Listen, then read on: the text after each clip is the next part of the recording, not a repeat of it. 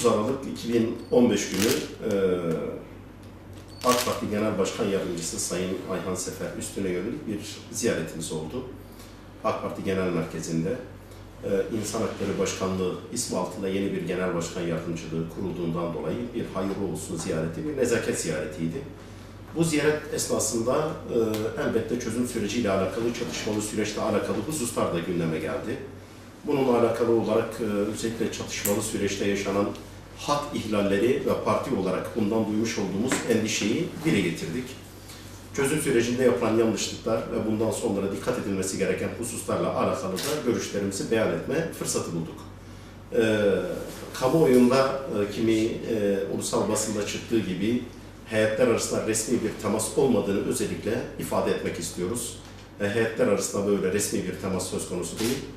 Biraz önce de arz ettiğim gibi bir nezaket ziyareti, bir hayırlı uğurlu olsun ziyaretiydi. Elbette öteden beri söylediğimiz şey budur. Bu mesele siyasi bir meseledir. Sorunun kendisi siyasi bir sorundur. Dolayısıyla çözümü de siyasi olmak zorundadır. Tabiatıyla bu meselenin çözümünde, muhataplık meselesinde de bu geçerlidir.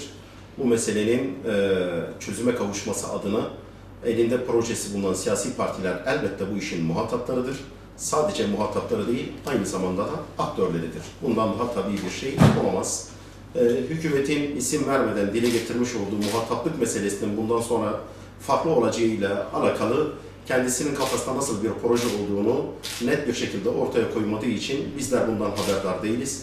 Ama bizim görüşümüz bu yönde. Siyasi partiler bu işin hem muhatabı hem de aktörü konumdadılar.